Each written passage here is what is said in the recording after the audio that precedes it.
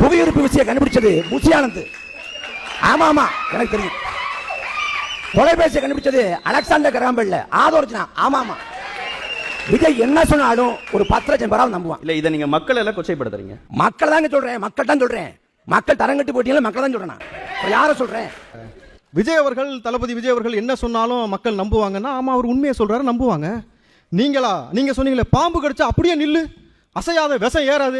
ஒரு கட்டுவரியா பாம்பை கொண்டு அவரை கடிக்க விட்டு பார்ப்போம். இனும்பா அவனை கடிக்க விடுவான். விஷம் ஏறுதா இல்லையா, நீங்க அமைதியா இருங்க, விஷம் ஏறுதா இல்லையான்னு பார்ப்போம். சார், அரிசியை விட சின்னதா ஒரு தோட்டாவான் எங்கேயாவது பார்த்துருக்கீங்களா? அப்படியே உள்ள போகுமா, அப்படியே விரிஞ்சிருமா, அதுக்கப்புறம் பார்த்தீங்கன்னா அவங்க செத்துருவாங்களா. அவர் சுட்டு சுட்டு பழகினாரா, கடாஃபி வந்து அவருக்கு கற்றுக் கொடுத்தாராம். ஐயா, வைகோ அவர்கள் காட்டியது போல ஒரு காணொலி காட்டுங்க. நீங்கள் வந்து அதிபரோட இருந்த காணொலி ஒன்று காட்டுங்க பார்ப்போம். உங்க அதிபரை காட்ட சொல்லுங்க பார்ப்போம். நான் போய் சொல்லல, ஒரு விஷயத்தை நீங்க கூகுளில் போட்டு பாருங்க. டுபாக்கூர் பொலிட்டிஷியன் ஆஃப் இந்தியான்னு போடு. திரு இப்ராஹிம்.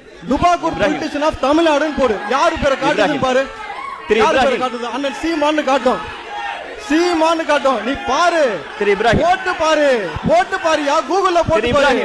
எமோஷன் ஆகாத. திரு இப்ராஹிம், எமோஷன் நான் ஆகாத. பேசுறது உங்களுக்கு கேட்கணும்னு நீங்க நினைக்கிறேன். சொன்னதை நாங்க ஏத்துக்கிட்டோமா?